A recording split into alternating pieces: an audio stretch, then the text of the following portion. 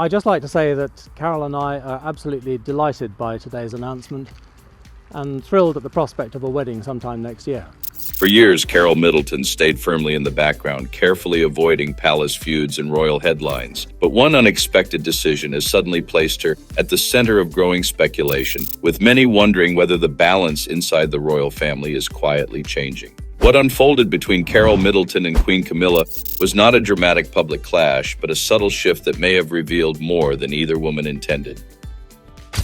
The move nobody saw coming. On the 11th of March 2026, something extraordinary happened at the Cheltenham Festival, and most people completely missed the significance of it. Carole Middleton, the 71-year-old mother of the Princess of Wales, walked into one of Britain's most exclusive sporting events arm in arm with Zara Tindall, the King's niece. She was wearing a navy Suffolk fedora borrowed directly from Kate's closet and carrying a black ostrich skin Hermes Birkin bag. That alone would have turned heads. But what Carole did next sent shockwaves through every royal correspondent in the country.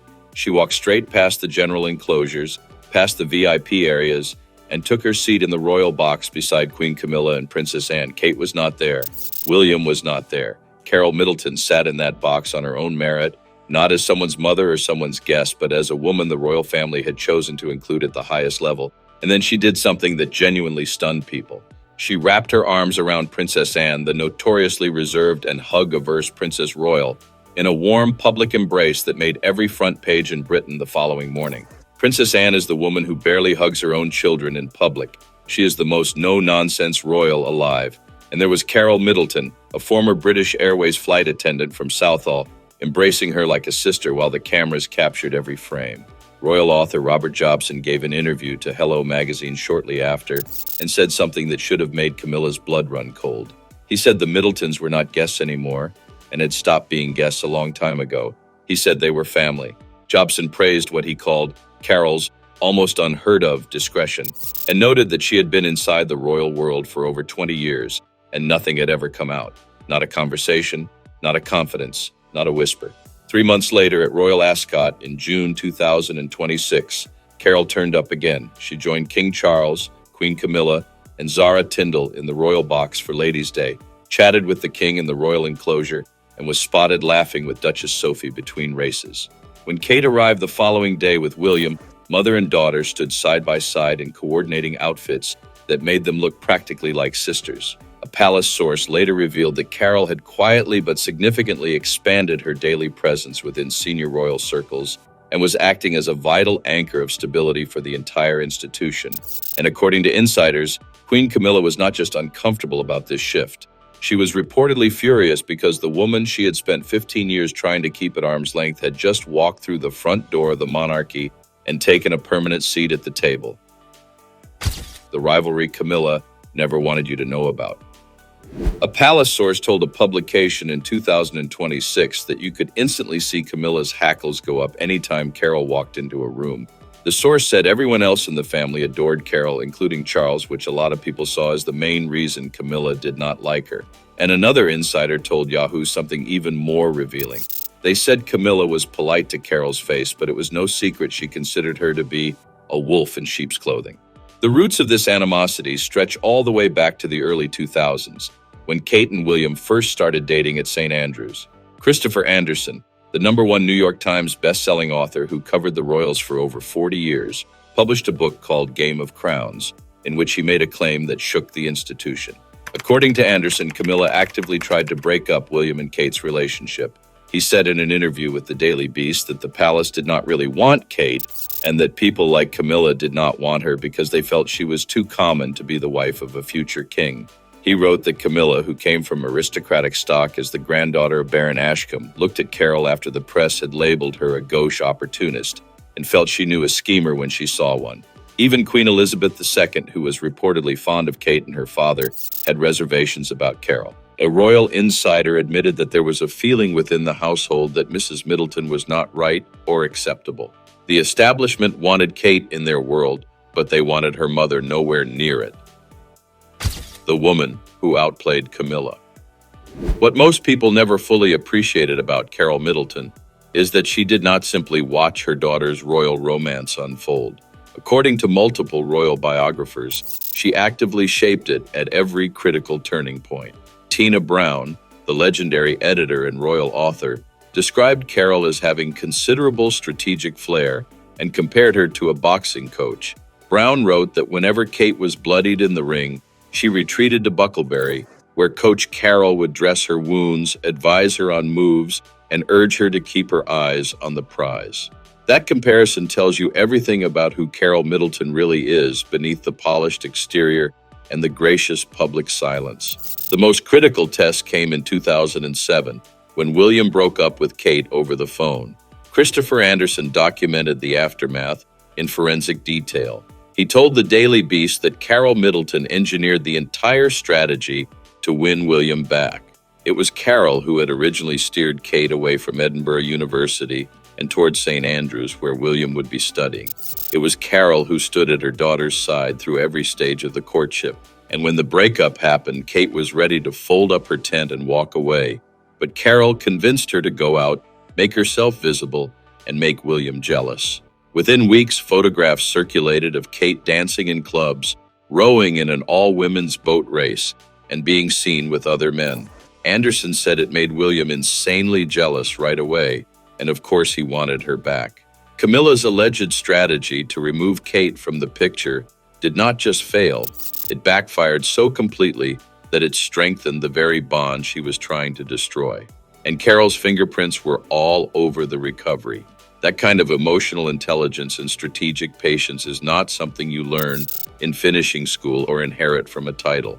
Carole built it from scratch, the same way she built a million-pound business from her kitchen table while pregnant with her third child. The grandmother war that divided the palace. When Prince George was born in 2013, followed by Charlotte in 2015 and Louis in 2018, a new front opened in the conflict between these two matriarchs, and this one cut deeper than anything that came before because it was about the children. Royal author Angela Levin wrote in her book Camilla, From Outcast to Queen Consort, that William had made it clear Camilla was the wife of his father, not a step-grandmother to his children.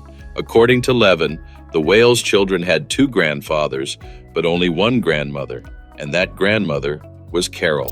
That distinction was not accidental, and it was not subtle. It was a deliberate boundary set by the future king himself. Former royal butler Grant Harold, who served in King Charles's household, gave an interview that revealed just how deep the bond between William and Carole truly runs. Harold said William always had a good relationship with both of Kate's parents, but especially with Carole, and that he used to spend weekends at their home, which he genuinely enjoyed. The Middletons, Harold said, gave William some of the normality he craved during his 20s and 30s. But then Harold said something far more significant. He said that after Princess Diana's death in 1997, when William was just 15 years old, Carole emerged as a second mother to the future king. He said William would speak to Carole when anything worried him and would go to her for advice and guidance, and that it had always been that way. Now let that settle for a moment. The future King of England lost his mother at 15, and the woman who filled that void was not Camilla, the woman who married his father. It was Carole Middleton, the woman Camilla reportedly viewed as a wolf in sheep's clothing. Royal editor Ingrid Seward of Majesty magazine noted that Carole is a very hands-on grandmother who often picks the children up from school.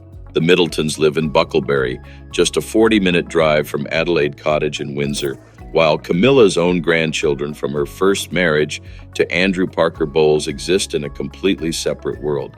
Every family gathering, every school run, every bedtime routine, Carole was there. And every single one of those moments was a reminder to Camilla that she had lost a battle she could never openly acknowledge she was fighting. The crisis that changed everything. In early 2024, Kate was diagnosed with cancer following what was initially described as planned abdominal surgery. She disappeared from public life for nearly the entire year, and behind the scenes, the Wales household entered a state of quiet emergency. William was holding together his royal duties, his children's routines, and his own fear for his wife's life all at once. And into that crisis stepped Carole Middleton, with the same steady, unshakable composure she had shown for 20 years. In September 2024, when Kate released the emotional video announcing she had completed chemotherapy, the footage showed her playing cards with her parents, William, and the 3 children. It was a deeply personal moment that told the country exactly who had been holding the Wales family together through the worst year of their lives. Kate announced her remission in January 2025, and as she began her slow return to public duties, Carole's role did not diminish. If anything, it expanded. A source told Yahoo that the Middletons were a great source of comfort for William, giving him a sense of the normal family he had craved and missed out on his entire life. And according to palace insiders, Camilla watched all of this unfold with a mixture of resentment and alarm, because every day that Carole spent inside those palace walls was another day the balance of power shifted further away from the woman who actually wore the crown. The state banquet that exposed everything.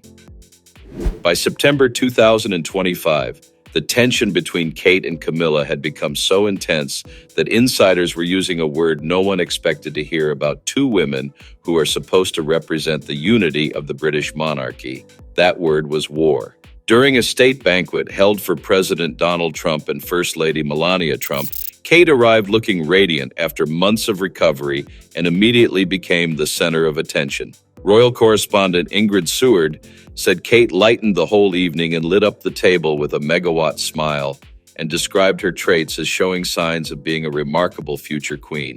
Then a video surfaced that changed the public conversation entirely. Queen Camilla was captured on camera appearing to brush Kate away, or as many royal watchers described it, shoo her, during a conversation with Melania Trump. A source told Radar Online that things were strained backstage and that Camilla was clearly aware all eyes were on Kate. The source said Camilla was furious the attention had slipped away from her and knew people would gossip about it later. Another insider said it may have looked minor, but Kate took it as being sidelined, and that after all the effort she had put into proving herself, it was deeply humiliating. Insiders at OK Magazine subsequently described the situation as open warfare that had become almost impossible to contain. The jealousy reportedly ran in every direction. Adding more fuel to the fire, palace sources revealed that Kate had been secretly working behind the scenes to encourage a reconciliation between Prince Harry and King Charles, a position Camilla vehemently opposed. One insider said Camilla felt Kate's approach was overly idealistic and potentially dangerous. A source delivered what might be the most telling quote in this entire saga when they told Radar Online that Camilla could gripe all she wanted, but there was no changing the reality that Kate would be queen before too long. And when that happened, Camilla would effectively be at Kate's mercy in terms of her perks and influence within the firm. And behind Kate, as she had always been, stood Carole. Then there is a detail in Carole Middleton's story that gets overlooked because it does not fit the neat narrative people prefer. The flight attendant who conquered the crown. In 2023, when her party pieces business collapsed and left creditors holding £2.6 million in unpaid debts, and when her brother Gary Goldsmith was making headlines for illegal substance scandals and a domestic violence conviction and an unwanted celebrity Big Brother appearance, Carole Middleton did not crack. She did not issue public statements. She did not do damage control interviews. She did not hire a crisis management team. She simply went quiet. And that silence, which most people interpreted as weakness, turned out to be the most powerful weapon she possessed. Robert Jobson summed it up best by saying she had been inside the royal world since William and Catherine first got together, and nothing had ever come out. Not a conversation, not a confidence, not a whisper. In an institution that has been betrayed by Prince Harry's memoir, rocked by Prince Andrew's scandals, and destabilized by constant press leaks, Carole Middleton's silence was worth more than gold. It was the exact currency the royal family needed most, and she had been accumulating it for over 20 years while everyone else was spending theirs. And that is why the events at Cheltenham and Ascot in 2026 were not simply social outings, they were a coronation of a different kind.